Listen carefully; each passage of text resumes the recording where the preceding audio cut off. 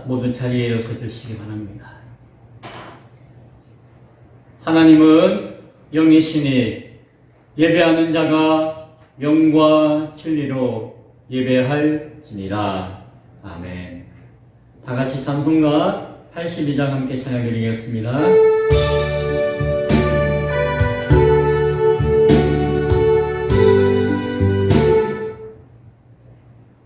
찬송가 82장입니다.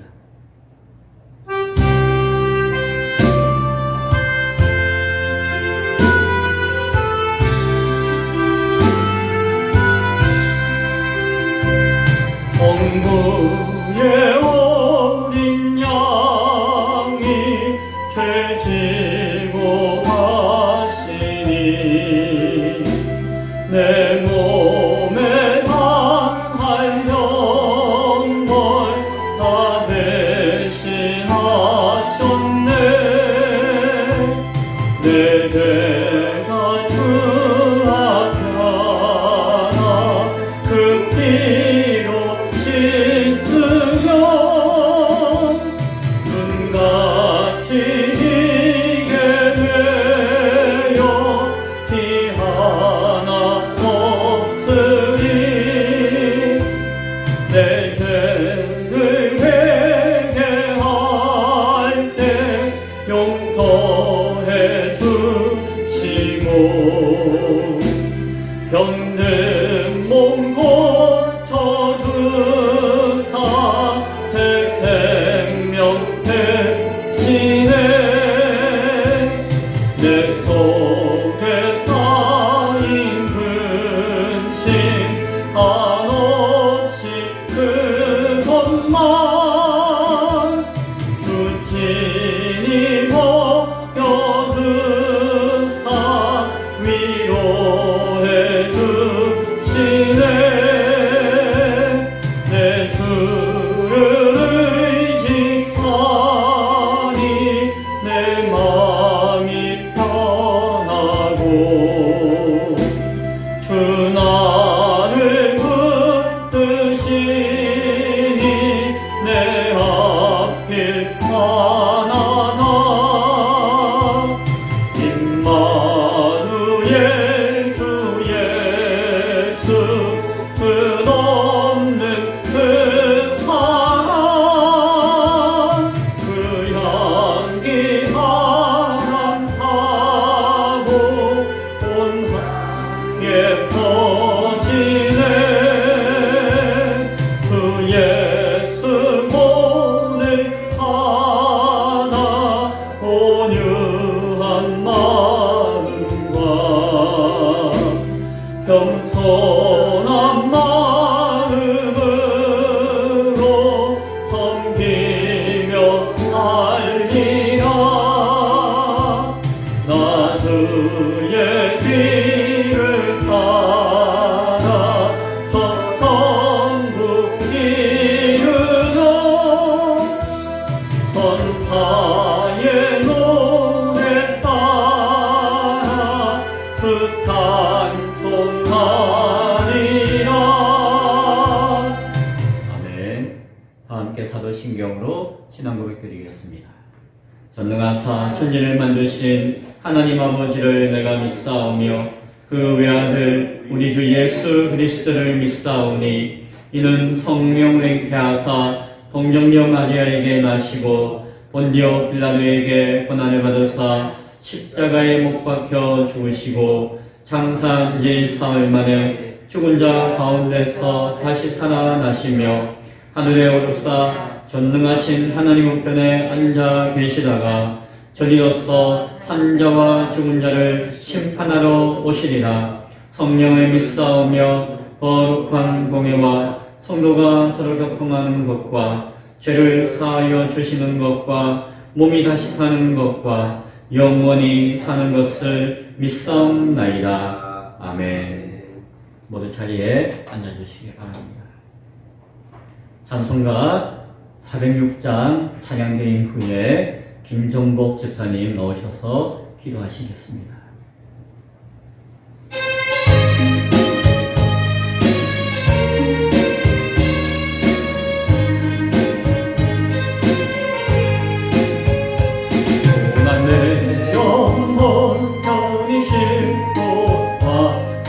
바람 밀어도 안전한 보루 폭풍까지도 다스리시는 주의 영원한 팔을 기해 주의 영원하신 팔 함께 하사 항상 나를 붙드시니 어느 곳에 가든지 요동하지 않음은 주의 팔을 의지함이라.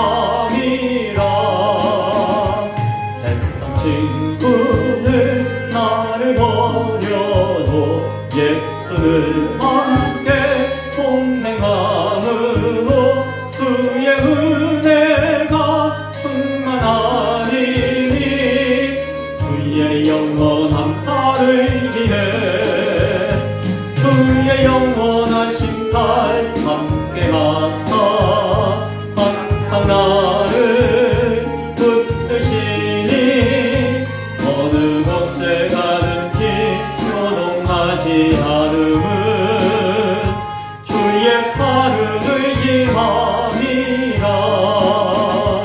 나의 믿음이 연약해져도 미리 예비한 힘을 주시며 위태할 때도 안모하시는 주의 영원한 팔을 기해 주의 영원하신 팔 함께 하사 항상 나를 붙드시니 어느 곳에 가든지 요동하지 않음은 주의 팔을 의지함이라.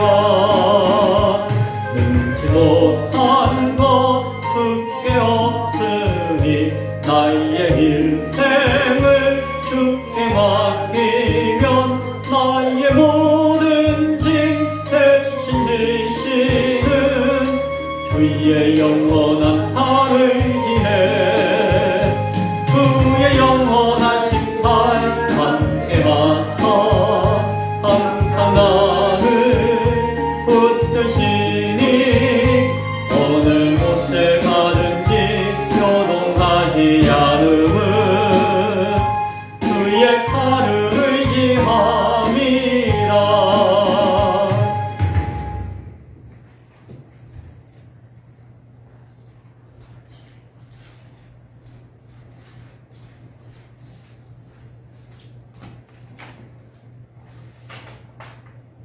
마이크가 되나요?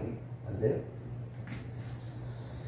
사랑의 하나님 감사합니다. 오늘 주일맞아 모든 이들이 교회에 나와 함께 기도할 수 있게 도우소서. 오늘도 주관하시고 목사님 이곳 기쁨의 교회에 오셔서 사역하고 계시는 힘든 가운데 저희를 위해서 기도도 많이 해주시고 너무 힘든 가운데 있사옵나이다. 하나님 우리 기쁨의 교회 하나님 충만하게 하옵소서. 주에 믿지 않는 사람 너무 많습니다. 교회에 나와서 함께 기도할 수 있게 전도도 할 수 있게 하여 주시고 능력도 힘 주시옵기를 간절히 바라는 마음입니다. 오늘도 이 시간부터 끝나는 그 시간까지 하나님 함께 해 주시고 늘 도와주시기를 바랍니다. 오늘도 주 예수의 이름으로 간절히 기도 올립니다.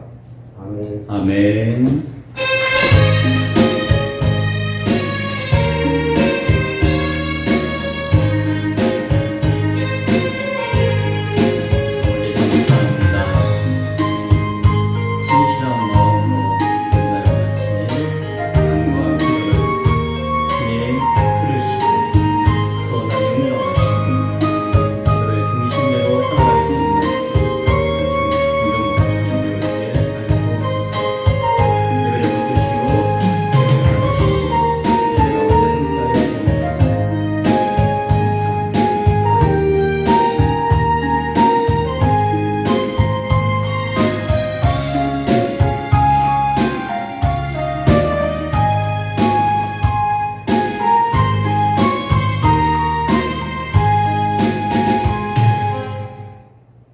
하나님 말씀은 히브리서 6장 1절부터 8절까지의 말씀입니다.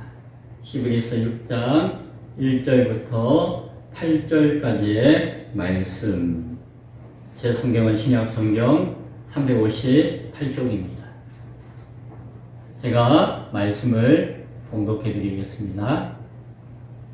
그러므로 우리가 그리스도의 도의 초보를 버리고 죽은 행실을 회개함과 하나님께 대한 신앙과 세례들과 안수와 죽은 자의 부활과 영원한 심판에 관한 교훈의 틀을 다시 닦지 말고 완전한 대로 나아갈지니라.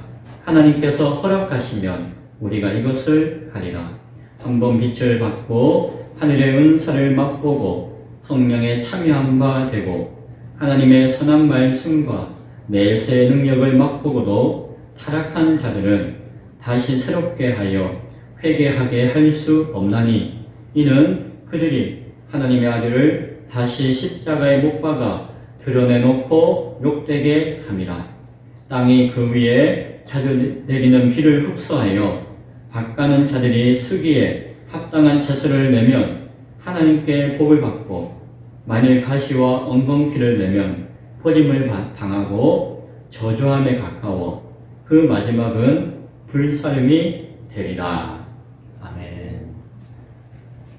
읽었던 말씀을 중심으로 유사 그리스도인도 있습니다 라고 하는 제목으로 말씀 연회를 나누겠습니다.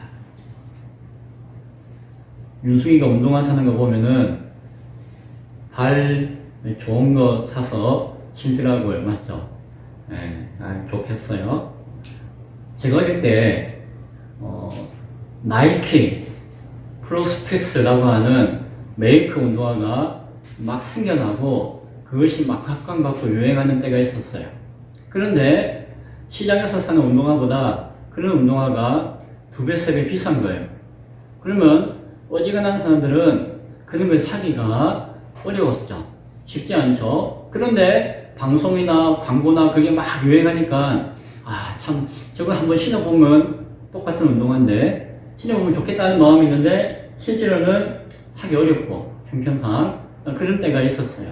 요즘도 그럴 수 있겠지만 그때 또 다른 유행하는 것이 있었는데 나이키 프로스펙스가 아니라 나이카 프로스포츠 이런 신발들이 막 유행을 했어요. 뭐예요?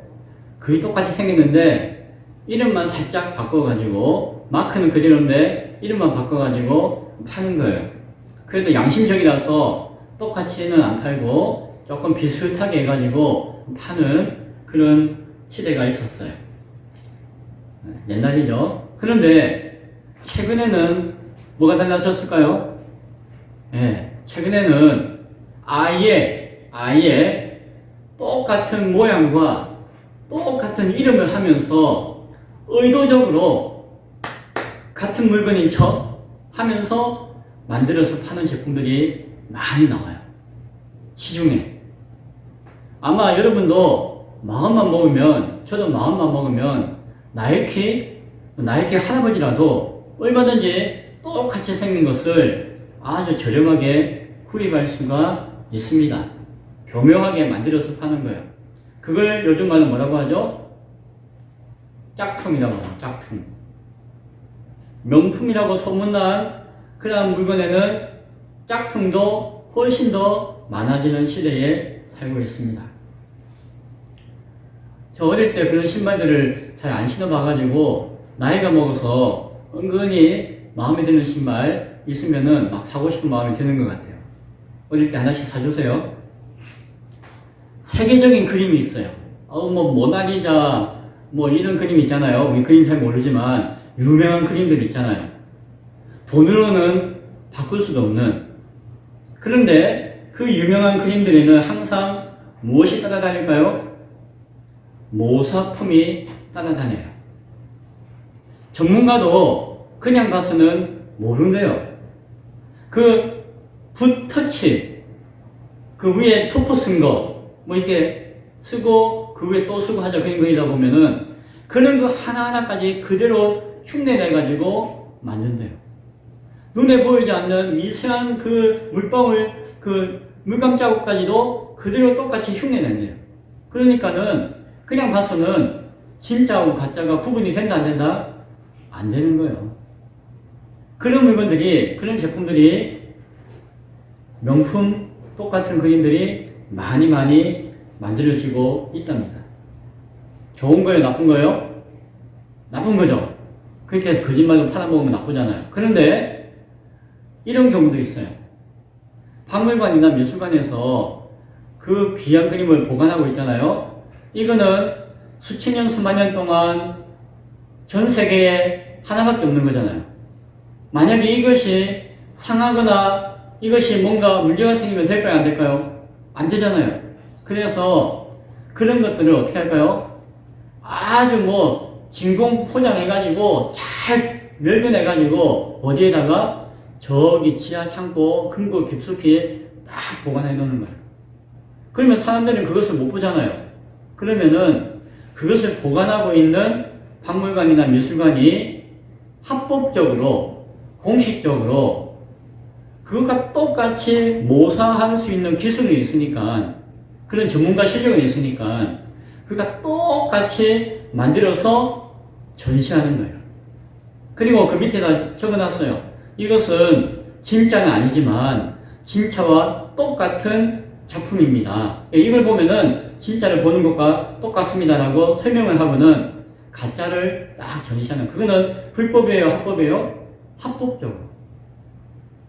요즘은 심지어 이제 비트코인과 같은 가상화폐와 같은 그런 보안 어떤 기술을 통해 가지고 그림도 진짜가 있는데 그것과 똑같은 것을 우리 10개만 만듭니다. 10개.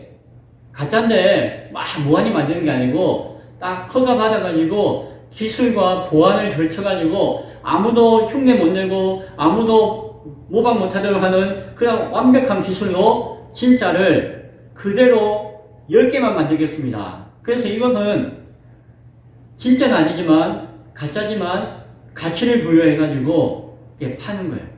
그러면 그것은 얼마나 비쌀까요? 엄청난 가격으로 사는 거예요. 아, 이거는 보장된 가짜다. 그래서 요즘은 그런 것들이 합법적으로 가짜지만 진짜 못지않는 가치를 가지고 거래되거나 판매되거나 이렇게 유통되고 있는 것을 봅니다. 그래서 요즘 세상은 뭐가 진짜인지 뭐가 가짜인지, 가짜도 진짜라고 하면 진짜가 되는 것이고 진짜도 아무도 못 봤으니까 진짜인지 확인할 수 없는 그런 시대가, 품간하기 어려운 시대가 되어버렸어요. 항상 유사품에 주의하시고 진품 인생, 명품 인생 될 수 있기를 축원합니다. 예수님께서 마지막 심판날을 말씀하실 때에 여러 가지 비유를 말씀하시는데 특히 알곡과 가라지 비유와 양과 염소 비유를 하셨어요. 알곡과 가라지 비유를 할 때에 제자들이 예수님, 그러면은 가라지들을 뽑아버리면은 알곡이 더 귀하게 잘 자라지 않겠습니까? 라고 하니까 예수님이 뭐라고 하셨는 거 아니? 알곡을 위해서 가라지를 그냥 두는 것이다 라고 하셨어요. 가라지를 뽑으려고 하다가 알곡이 상한다는 것이다. 알곡이 떨어지거나 밟히거나 할 수 있기 때문에 알곡을 위해서 가라지를 함께 둔다라고 말씀하셨죠. 그러나 그대로 인정하시는 것이 아니라 언제? 마지막 알곡을 추수할 때에, 알곡을 추수할 때 되면 어떻게 해요? 곡식을 다 추수하잖아요. 그럼 남아있는 것은 뭐예요? 가라지잖아요. 그러면 알곡을 조심조심 다 추수하고 나면은 가라지는 저절로 남아있으니까 그때 되면은 그냥 가라지만 쫙 빼가지고 태워버리면 되는 것이다. 미리 추수도 안 됐는데 미리 알곡이 상할까 조심해야 된다. 그래서 가라지를 두는 것이다 라는 비유의 말씀을 하셨어요. 마태복음 25장에서도 양과 염소 비유에서도 이 이야기는 제가 얼마 전에 한번 한 적이 있었는데, 고대 근동이나 당시 이스라엘에는 양과 염소를 같이 키웠다고 했죠. 그것은 무엇을 위해서 그랬다고 했죠? 양을 위해서. 양이 좀 어리숙하고 하니까 염소하고 같이 키워야지 험한 데도 가지 않고 또 나쁜 데서 보호도 받고 하기 때문에 양이 좀 모자라기 때문에 염소하고 같이 키우는 것이라고 했어요. 물론 양은 순종적이고 양은 순결하고 염소는 고집도 세고 또 악하고 상대적으로 그런 특성을 가지고 있지만 그래도 함께 키울 때에 양이 온전케 된다고 하신 것입니다. 그러나 때가 되어지면 밤이 되어지고 잘 때가 되어지면 어떻게 한다고요? 양은 양끼리 모으고 염소는 염소끼리 모은다는 것입니다. 그래서 예수님께서 마지막 때가 되어지면은 교회 안에 양도 있고 염소도 있고 의인도 있고 악인도 있고 하지만은 때가 되면은 양은 오른쪽이라고 하는 것은 의의 자리를 표현하는 것이에요. 염소는 왼쪽에 불의한 자리죠. 그렇게 구분하게 될 것이다 라고 말씀하셨어요. 다 아시죠? 결국 때가 되면은 분리되는 것이고 우리는 왜 저를 섞어놓나 라고 싶지만은 그 뜻이 있고 가장 큰 뜻은 알곡을 양을 지키고 보호하기 위한 하나님의 깊은 뜻이 그 안에 있다는 것을 우리는 바라봅니다. 오늘 읽었던 히브리서 6장은 어려운 본문이에요. 왜 어려운가 하니 이 내용 자체가 어렵다기보다도 이 내용을 자기가 원하는 대로 끌려다가 쓰는 하나의 방편으로 삼기 때문이에요. 교리적으로 신학적으로 많은 역사적인 분쟁과 논쟁이 있었잖아요. 그러면은 나는 이것을 주장합니다 라고 할 때에 뭐 때문에요? 이 말씀 때문에 라고 하면서 히브리서 6장의 말씀을 가져오기도 하고 나는 이렇게 주장합니다 라고 이야기하는데 그 근거가 뭐예요 하면은 히브리서 6장의 말씀을 또 가져오기도 하는 거죠. 그래서 말씀은 하나인데 그 말씀을 해석하고 이해하는 기준들은 사람들의 생각이 여러 가지라서 곡학, 아세, 자기 뜻대로 휘어가지고 악용하는 사례들이 많이 있는 본문이 오늘 히브리서 6장의 본문이에요. 그러나 우리는 오늘 히브리서를 어떻게 바라본다고 했죠? 바울이 쓴 종말론적인 관점에서 쓴 계시록 같은 말씀이다라고 우리는 전제하고 있었죠.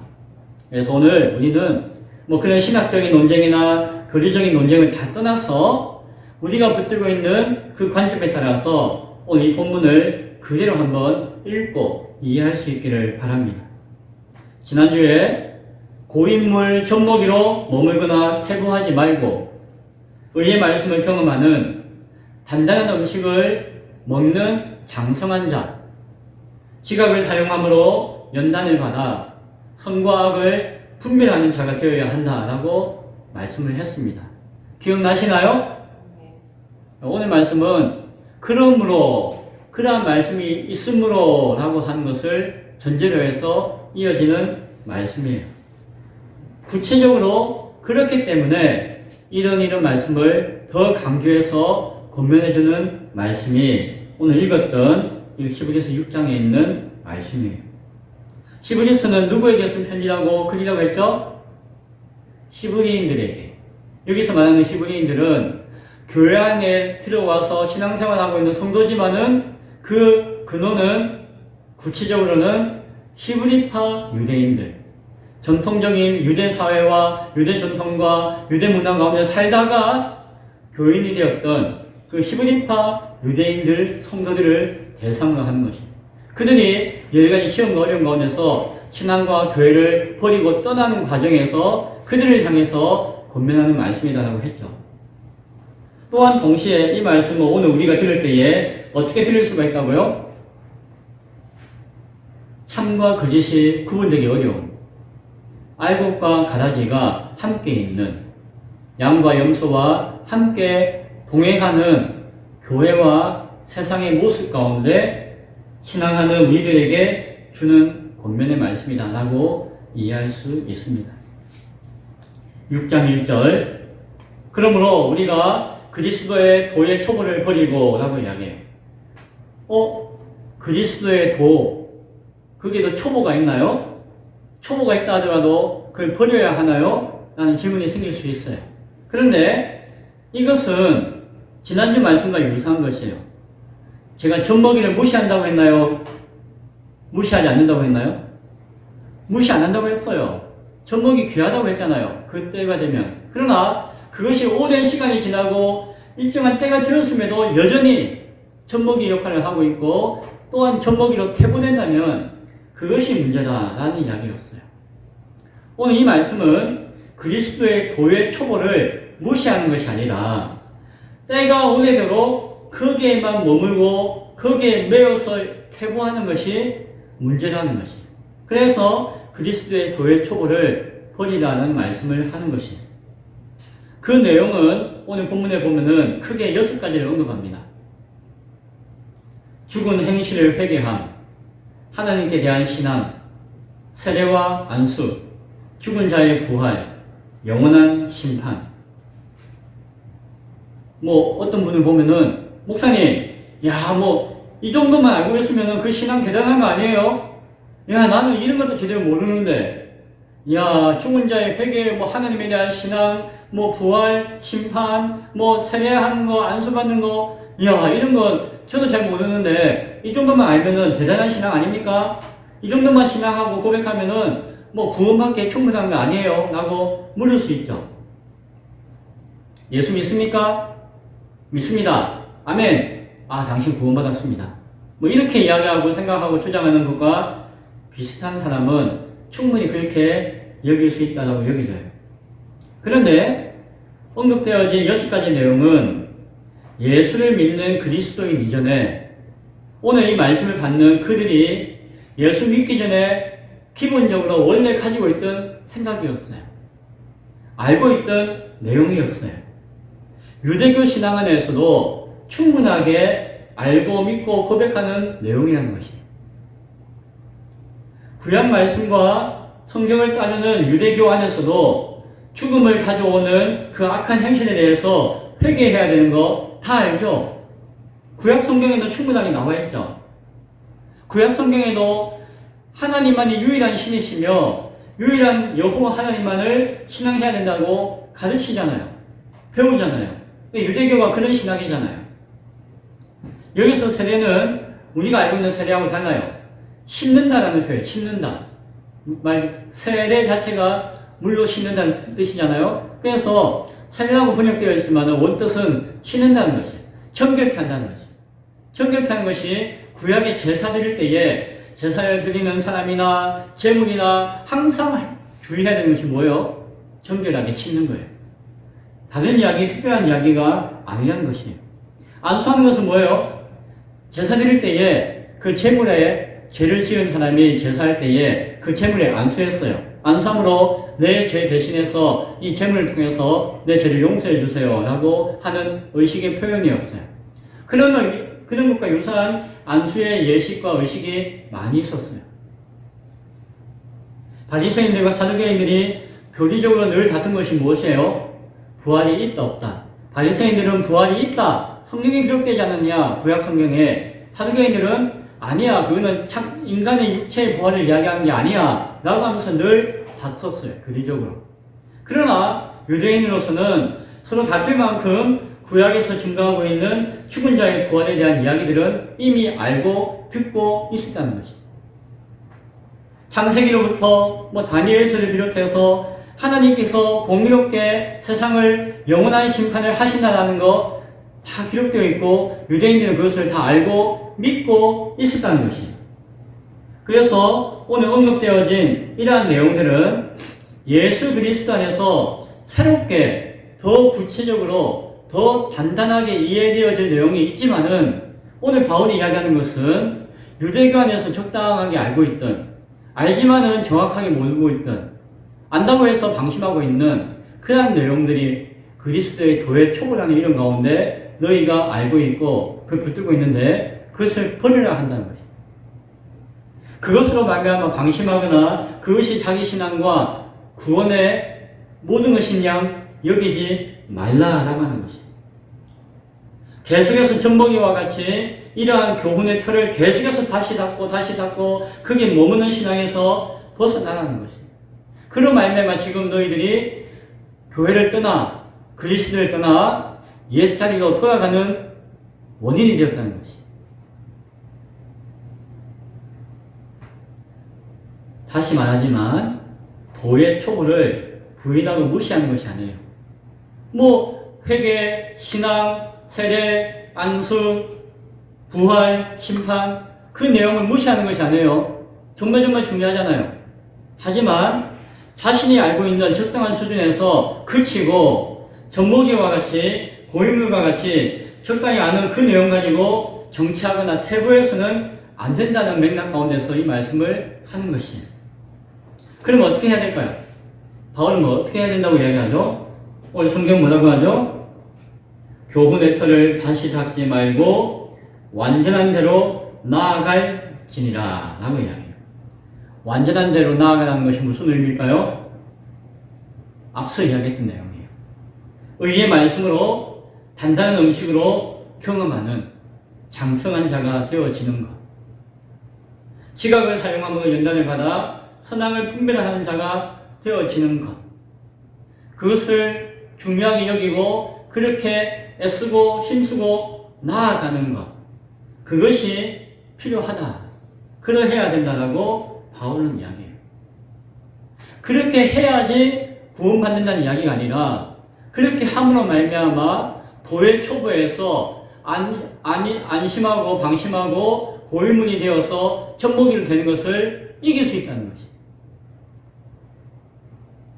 자, 여기서 정말 중요한 전제 조건이 하나 있는데 무엇인가 하니 3절 하나님께서 허락하시면 우리가 이것을 하리라 라고 이야기해요.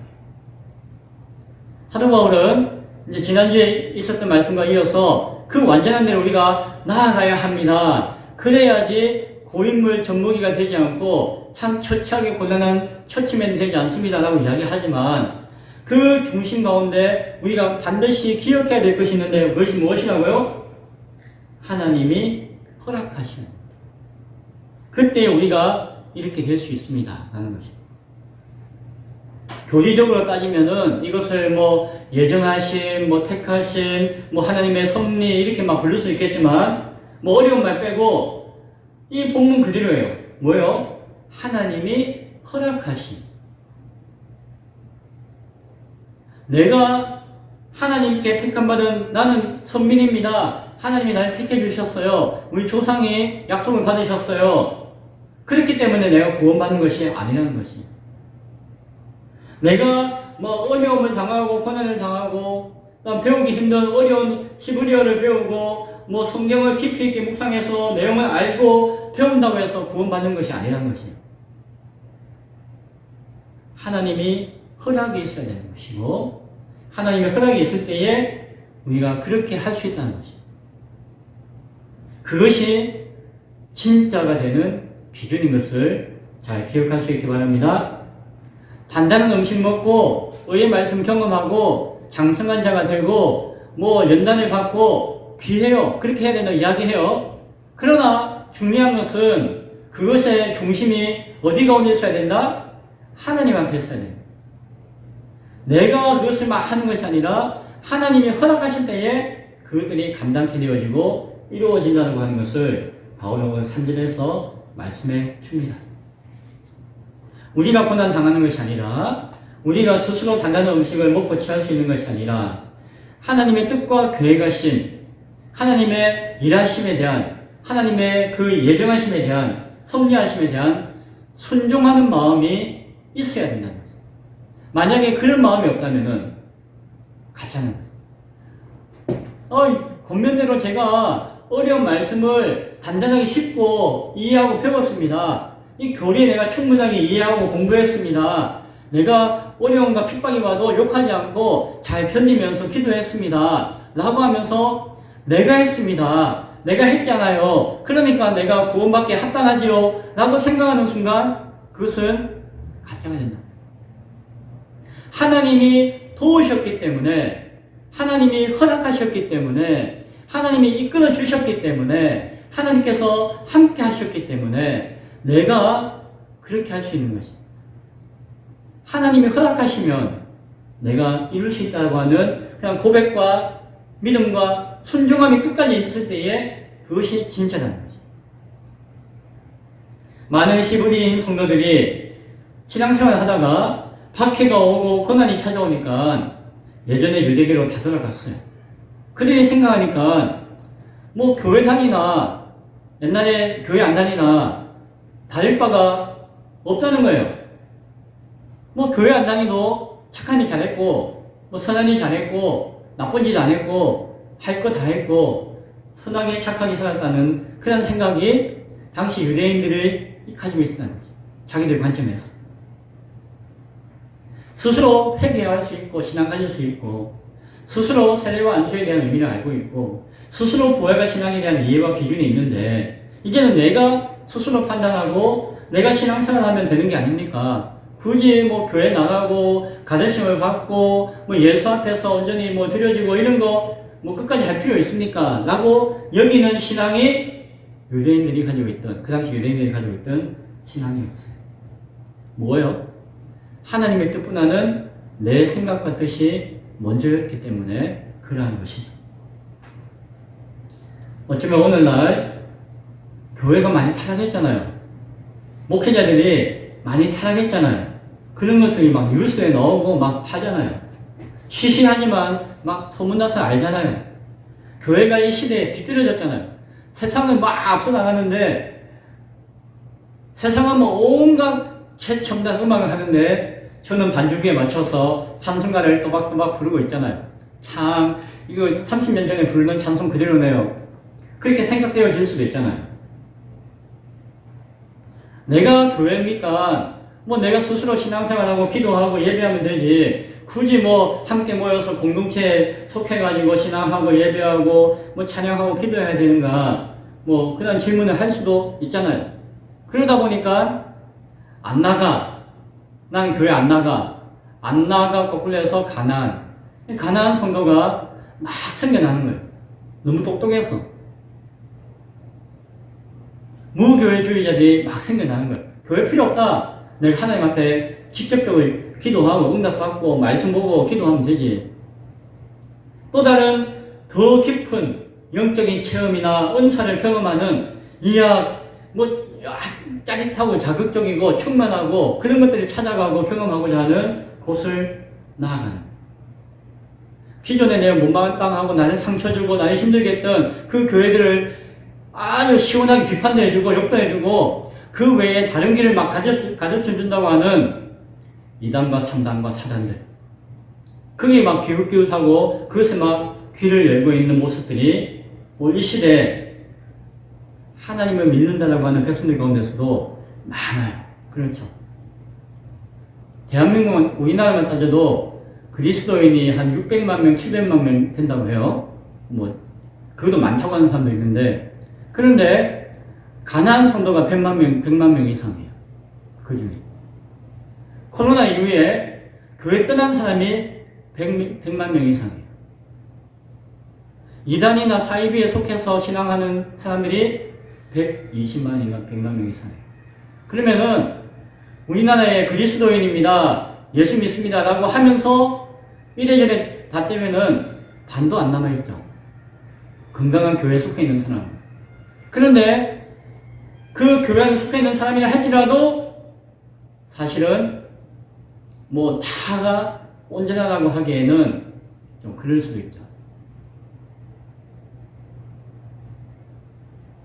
내가 신앙의 기준이 되면은 이렇게 되는 거예요. 하나님의 택한 백성이라고 하는 유대인들이 결국에는 하나님을 거역하고 타락한 신앙인이 되었던 것도 마찬가지입니다. 바울은 이어서 강력한 경고를 이어갑니다. 한 번 빛을 받고, 여기서 빛을 받았다는 것은 뭐 특별한 게 아니라 오늘 보면은 세례받았다는 의미예요. 뭐 어떤 신앙이나 그 종교의 예식 가운데 참여하는 자가 되었다는 의미예요.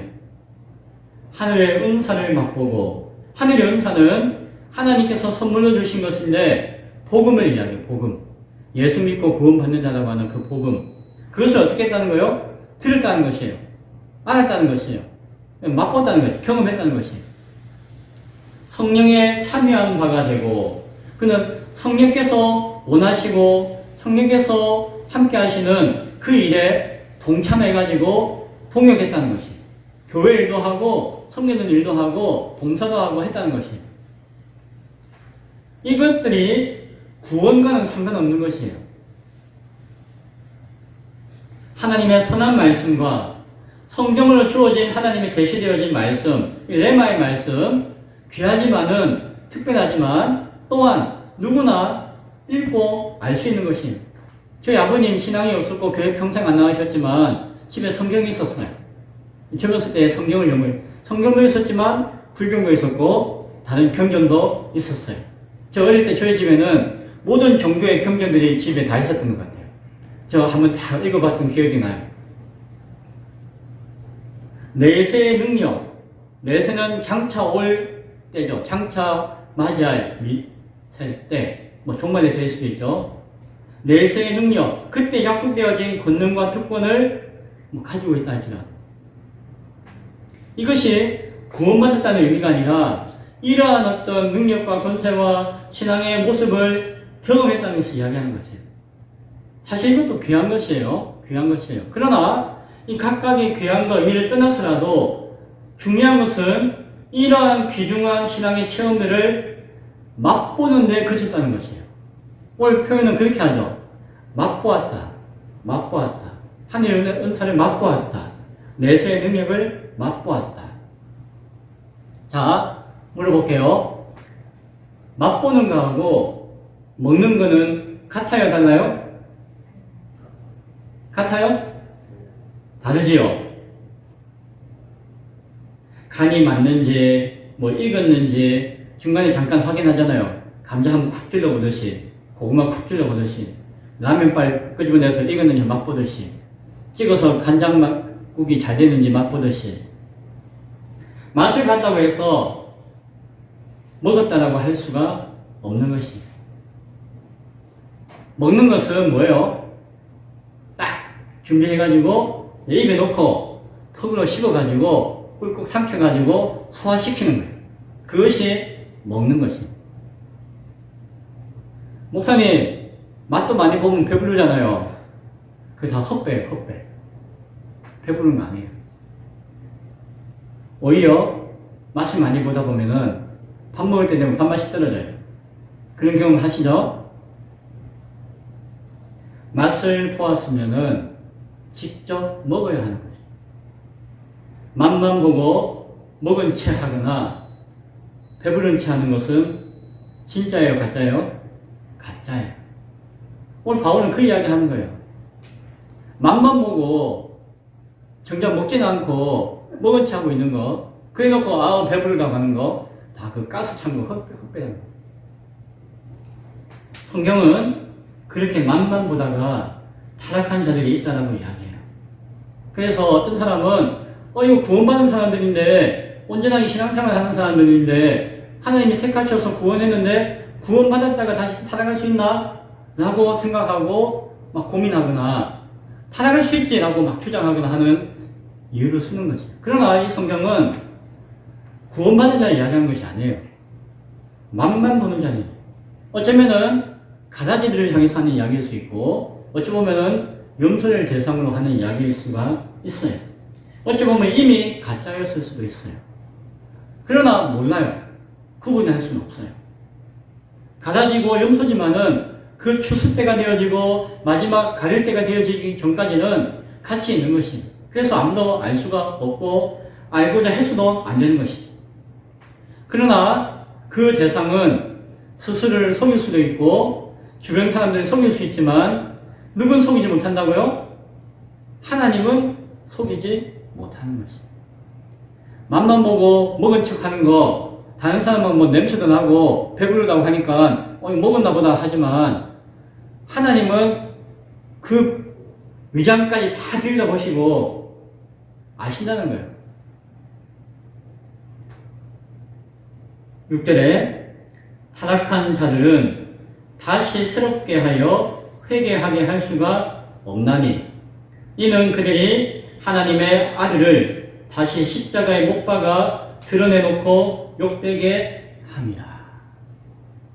먹지도 않아놓고 헌신도 하지 않고 장성한 분량까지 이르지는 못했지만 다 큰 것처럼 여기고 다 다 먹은 것처럼 여기고, 다 아는 것처럼 여기고, 교만하고 차고하고, 그렇게 위선하고 거짓하는 거, 그 하나님을, 예수님을 욕되게 하는 것이다.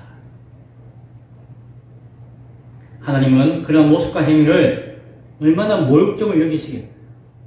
그들을 결국 정죄하고 심판할 수밖에 없는 것입니다. 불신자들 있잖아요.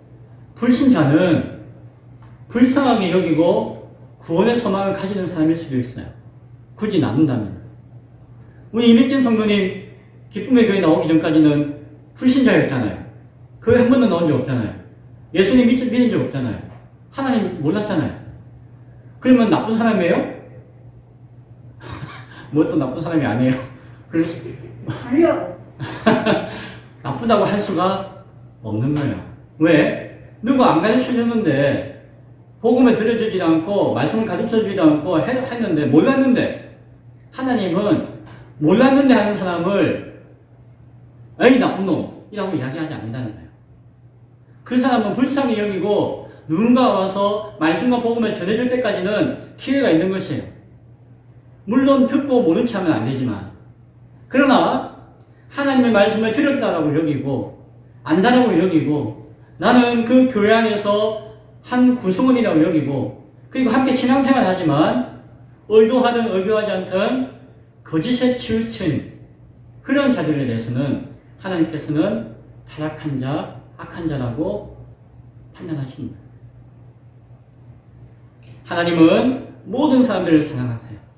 모든 사람들에게 은혜를 주시고 그 모든 사람들이 구원을 받기를 원하세요. 하나님 마음은 그래요.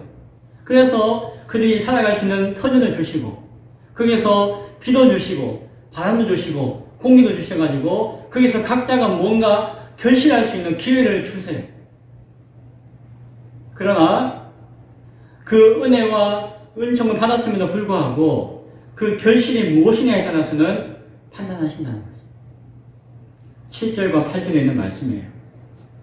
땅이 그 위에 자주 내리는 비를 흡수하여 밭가는 자들이 쓰기에 합당한 채소를 내면은 하나님께 복을 받고 만일 가시와 엉겅퀴를 내면은 버림을 당하고 저주함에 가까워 그 마지막은 불사름이 되리라 라는 말씀을 하죠. 창세기 3장 17절인가 보면은 아담과 하와가 하나님께 타락하여 범죄하고 난 다음에 하나님이 그들이 열심히 수고하고 애써서 채소내서 먹어야 하지만 이 땅이 그들로 말미암아 저주받았을 때에 그냥 회복을 얻지 못할 때에는 그 땅은 가시와 엉겅퀴를 낼 것이다 라는 말씀을 하셨어요. 가시와 엉겅퀴를 낸다는 것은 저주의 결과이고 심판의 대상이 된다는 것을 이야기하는 것이에요. 먹기에 합당한 채소의 결실을 나타나게 될지 태워버려야 할 가시덩굴과 엉겅퀴가 나타나게 될지 당장에는 모르지만 그 결과에 따라서 주님은 심판하게 되실 것이다 라고 바울은 이야기합니다. 그래서 이 종말론적인 시각으로 히브리서 말씀을 쓰고 있다는 것이 맞는 것입니다. 바울은 그런 관점에서 계속해서 성도들에게 이야기하고 있는 것입니다. 알곡과 가라지가 있다는 것, 양과 염소가 있다는 것, 채소와 엉겅퀴가 있다는 것을 잘 기억할 수 있기 바랍니다. 누가 누구인지는 알 수 없습니다. 쉽게 판단할 수도 안 돼요. 하지만 분명한 것은 내가 보고 있고 내가 신앙하고 있고 내가 알고 있는 것이 전부는 아니라고 하는 것입니다. 내 옆에 젖먹이들이 있는데요. 내 옆에 적당히 신앙생활하고 있는 사람들이 있는데요. 내 옆에 예배는 열심히 다니고 교회에서는 중성봉사고 하지만 세상 나가서는 사기치고 뭐 하는 사람들 있는데요. 하나님 그 사람들 다 이해하시고 용서하시고 사랑하시고 우리 같은 지체인가요? 아닐 수 있다는 것이. 그것이 문제가 아닌 것이 아니라는 것이. 그냥 그렇게 잘 지내는 것처럼 보여도 그것이 옳은 것이 아닐 수가 있다는 것이. 그래서 우리는 우리 스스로를 더욱 장성한 자로 성숙하게 자라기를 소원하며 힘써야 되는 것이에요. 내가 뭐 장성한 자가 되고 성숙해가지고 구원받고 하는 것이 아니에요. 그러한 불의하고 악하고 또한 양이 아니라 염소가 되어지고 양과 알곡을 해치는 미혹하는 또 악한 사단의 도구로 쓰임받을 수 있는 그 모든 것들로 말미암아 내가 선악을 분별하기 위해서 우리는 자라나야 할 필요가 있다는 것이죠. 아무도 십자가 지지 않는 이 세상 가운데 십자가 지면 바본데 교회에서도 헌신하면 바본데 순전하고 순수하면 바본데 그러나 그 가운데서는 내가 하나님께서 주어진 내 십자가를 지고 순전함으로 좁은 길로 아무도 가지 않지만 내 권사님도 안 가고 장로님도 안 가고 목사님도 안 가는데 내가 가야 하면은 나는 갈 수 있는 것. 그러기 위해서 우리가 장성한 자가 되어야 한다는 것입니다. 성도가 당하는 고난에는 반드시 뜻이 있는데 거기에는 이 제약된 세상 가운데서 세상이 타락했기 때문에 그 가운데 우리를 구별하시기 위한 하나님의 뜻이 있는데 고난당하고 박해당하고 핍박당한다고 해서 내 생각으로 판단으로 하나님은 안 계신가 보다. 하나님은 나를 사랑하지 않는가 보다. 내가 옛날로 돌아간 것이 합당한가 보다. 그것과 지금과 다를 것이 없는가 보다 라고 생각하며 떠나가는 자가 되어서는 안 된다는 것입니다. 이제 말씀을 맺습니다. 인생에서 하나님 앞에 맺을 수 있는 어쩌면 하나님께서 가장 기뻐하시는 결실과 열매가 뭘까요? 온전함으로 변화되어진 장성한 자로 나아가는 우리의 모습일지도 모릅니다. 우리가 뭘 수고하고 애써가지고 선하고 착한 일 해가지고 막 결실을 맺는 그 결실이 아니라 우리가 그러하지 못한 상황 가운데서도 내가 단단한 음식을 먹고 연단받고 하나님 뜻을 알아서 그 가운데 하나님을 찬양하는 가운데 장성하게 성장되고 변화되어지는 내가 이 자신이 하나님 앞에 귀하고 거룩한 열매가 되어질 것입니다.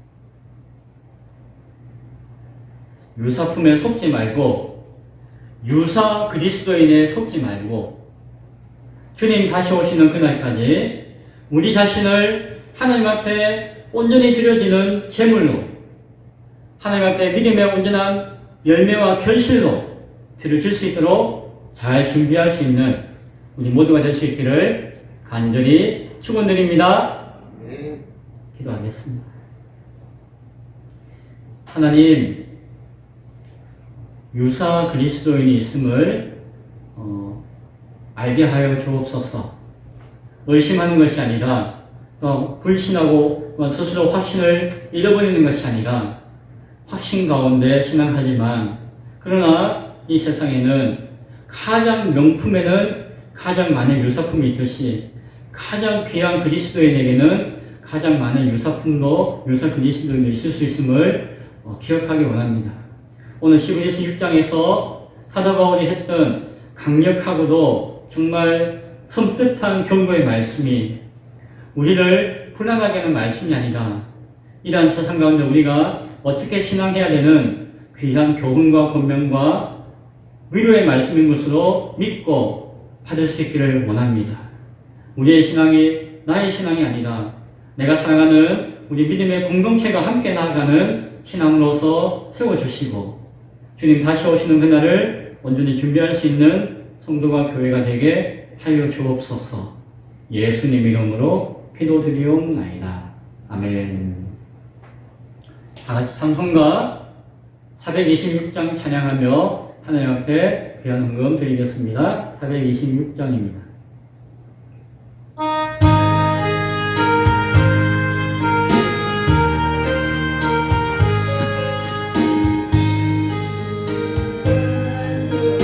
다시 오고 내 맘속에 영원히 거하소서. 내 가운데 가졌던 몸과 마음을 눈보다 보이게 하옵소서. 눈보다 더욱 기어지게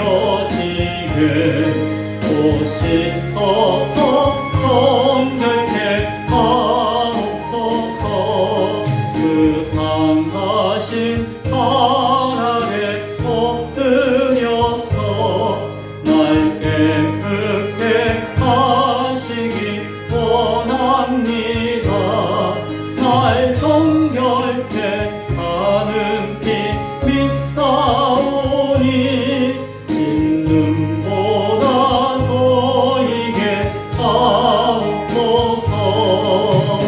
눈보다 너무 띄어지게 또 씻어서 정결케 하옵소서. 아멘. 비전과 말씀을 나누는 동역자를 허락하시니 감사합니다. 모두가 함께 주 안에서 일할 수 있도록 기회를 허락하여 주옵소서. 감사원금 기도 제목 가운데 드렸습니다. 주일원금 드렸습니다. 11조 원금 하나님 앞에 드렸습니다. 성경원금 드렸습니다. 기도하겠습니다. 하나님 감사합니다. 주님 다시 오신 걸 우리가 어떻게 맞이하고 기대해야 할지 혼돈스러울 때가 많이 있습니다. 그러나 무엇보다도 온전한 교회로서 온전한 성도로서 자신을 돌아보며 다 무너져가는 세상이라 한다 할지라도 설령 교회도 쓰러져가는 세상이라 한다 할지라도 그 가운데 세상의 소망이 되어지며 세상의 빛이 되어지는 참된 교회로서 그 자리를 지킬 수 있는 성도 되어지도록 우리를 붙들어 주옵소서. 그 자리에 등불을 켜기 위해서, 그 자리에 터전을 쌓기 위해서, 그 자리에 우리가 격리하며 서기 위해서 필요한 물질이 있다면은 오늘 드려진 이 물질이 귀하게 사용되어지게 하시고 하나님의 선한 역사의 도구로 사용하여 주옵소서. 감사합니다. 예수님 이름으로 기도드리옵나이다. 아멘. 교회 소식 알려드립니다. 김정국 지사님 오늘 처음으로 기도하셨는데 되게 떨리셨죠? 감사합니다. 수고하셨습니다. 목사님 저도 낯선 데 가가지고 대표 기도하려면은 조마조마하고 떨리는 마음이 있어요. 아무리 담대하게 한다더라도 인간이니까 그럴 수 있겠죠. 다음에는 더 잘하고 지금도 잘하셨지만 더 귀하게 성장할 줄로 믿습니다. 예. 윤숙이도 오래간만에 어려운 직장생활 하다 왔는데 야근인 것 같기도 하고 자주 볼 수 있기 바랍니다. 깊은 여름에 가을을 준비해야 합니다. 가을은 가을이 되어서 준비하면 늦어요. 그렇죠. 힘들지만 덥지만 여름에 준비해야지 가을을 맞이할 수가 있습니다. 추수의 때를 준비하며 우리가 무엇을 해야 할지를 기도할 수 있기 바랍니다. 좀 더워도 힘들어도 교회를 통해서 우리의 삶을 계획하고 준비하는 것이 필요합니다. 내 생각과 내 지혜와 세상의 방법으로 내 인생과 삶을 준비하고 계획하는 것, 그것보다도 성도는 교회를 통해서 교회를 중심으로 계획하는 것이 지혜로운 것입니다. 작은 구름 조각 속에 피어나는 하나님의 뜻을 바라보며 함께 기도할 수 있기 바랍니다. 타 지역에 나가 있는 성도들과 온라인을 통해서 또 영상을 통해서 통역하는 지체들을 생각하며 우리의 마음과 생각이 하나로 모일 수 있도록 함께 기도해 주시면 감사하겠습니다. 9월달 성김이 주보를 참조해 주시기 바랍니다. 다음 주 기도는 정진만 집사님 하시겠습니다. 기도합니다. 지금은 우리 주 예수 그리스도의 은혜와 하나님의 높고 크신 사랑하심과 우리가 오늘 역사하셔서 임재하시는 성령님의 교통하심이 오늘도 우리의 부족과 연약함을 아뢰고 이 세상 가운데 우리가 어떻게 살아야 할지를 깨닫고 장성한 자로 온전한 믿음으로 주를 소망하며 살아가기를 소원하는 예배하는 귀한 신명들과 권속들 머리 위에 지금부터 영원토록 함께 있을지어다. 아멘.